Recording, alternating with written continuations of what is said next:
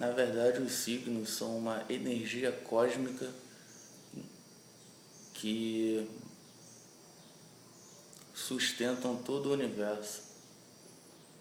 É como se fossem as programações energéticas da existência. E é por isso que é muito fácil encontrar várias associações dos signos entre as pessoas, entre os animais, até mesmo entre as plantas e as rochas, porque são as mesmas energias que alimentam e se irradiam por todos os reinos da existência. Por exemplo, a gente pode fazer um paralelo entre os animais e os seres humanos dentro dessa inteligência da astrologia. Por exemplo, as pessoas que possuem escorpião forte no mapa natal, elas têm a tendência a serem semelhantes ao próprio animal escorpião.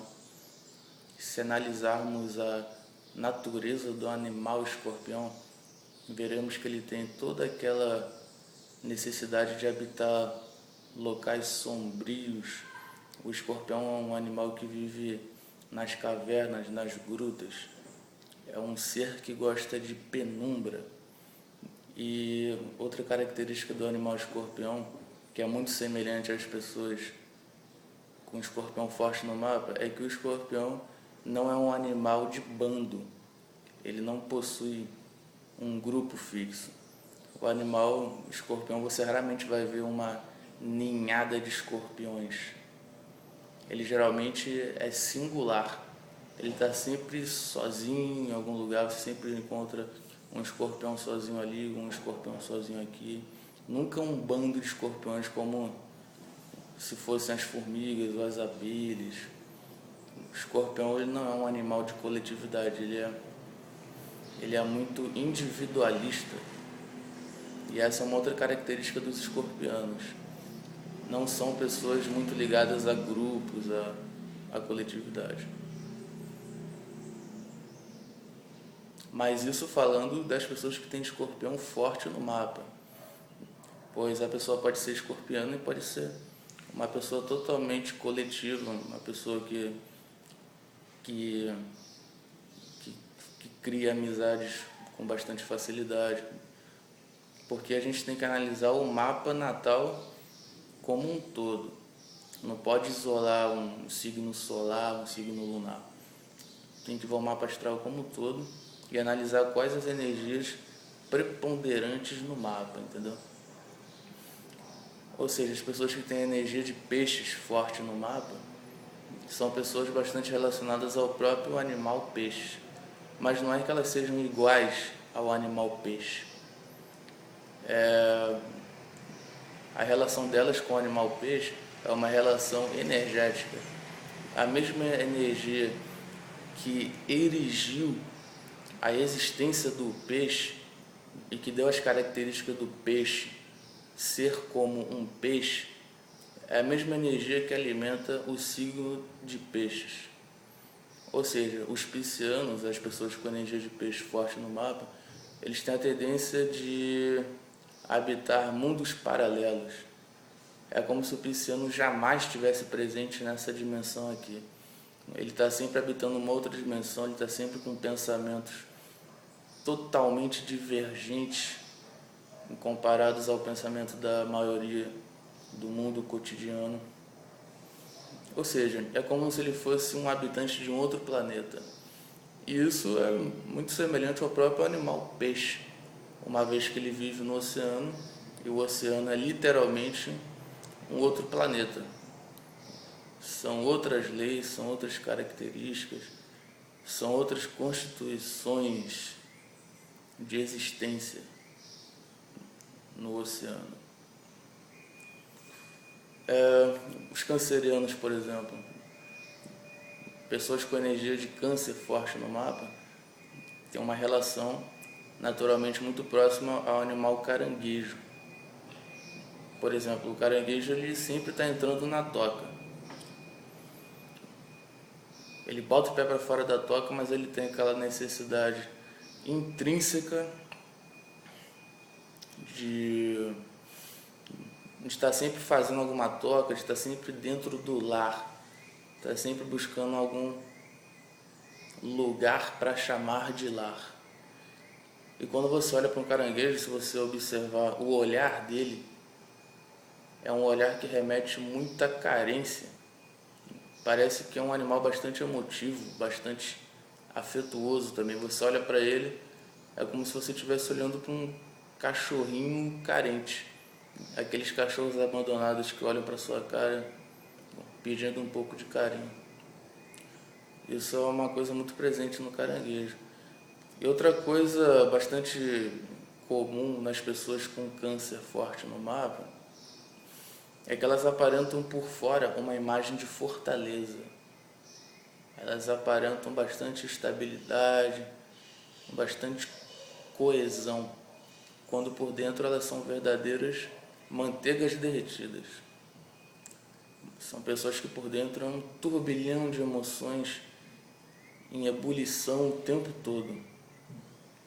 Isso remete à própria constituição do animal caranguejo, que por fora ele é aquela carapaça, aquela couraça dura, quase impermeável, e por dentro é aquela moleza, é aquela carne mole, aquela carne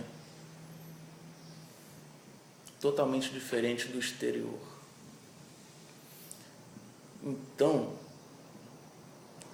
qual a conclusão que a gente pode chegar nisso? Quanto aos signos que não tem um animal correspondente, como signo de Virgem, signo de Gêmeos, signo de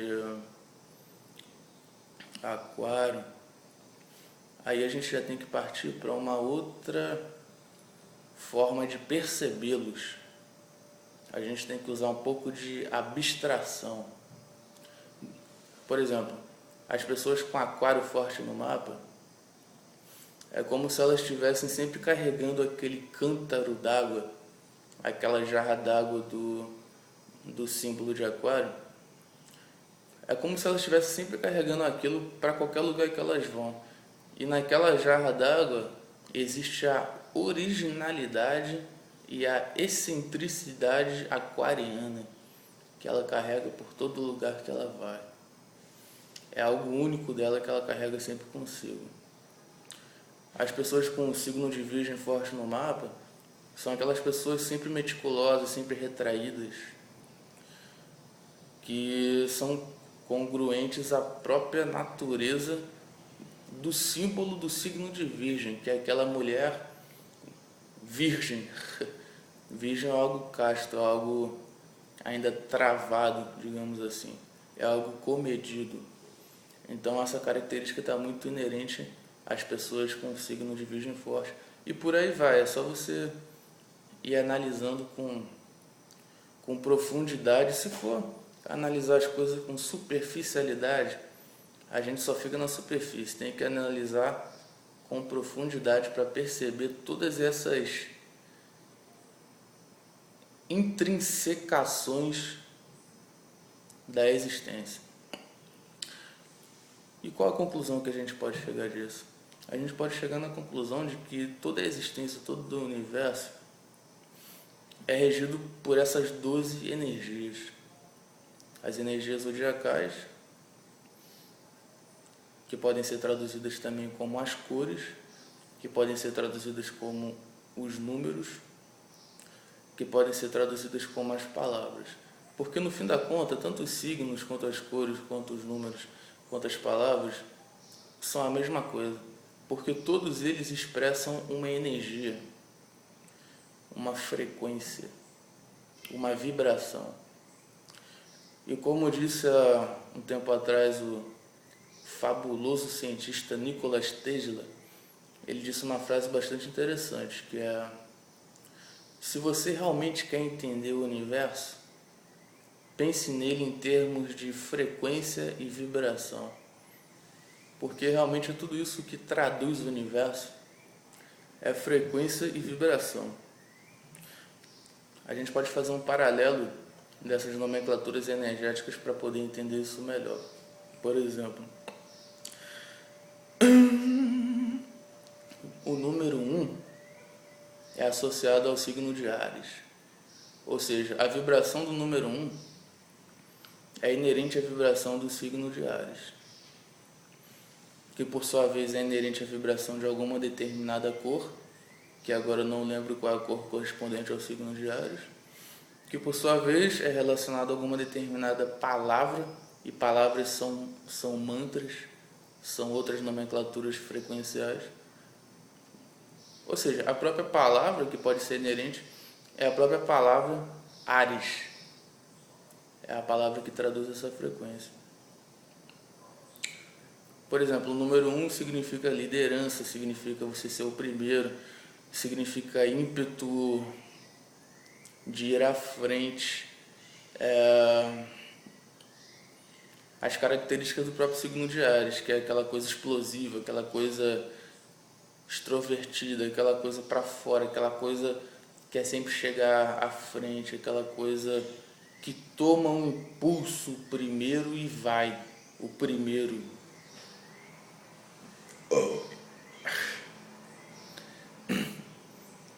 Desculpa, coisas do organismo humano. O número 2, análogo a touro, estabilidade, materialidade, todas essas coisas relacionadas ao plano físico e por aí vai. Depois a gente pode até ver as cores correspondentes, porque é tudo a mesma coisa, como se fossem acordes diferentes tocando a mesma sinfonia. Essa é a relação que eu faço entre os números, as cores, os signos e as palavras. Então, por enquanto é isso. Se eu pensar em alguma outra coisa, postarei aqui. É nóis.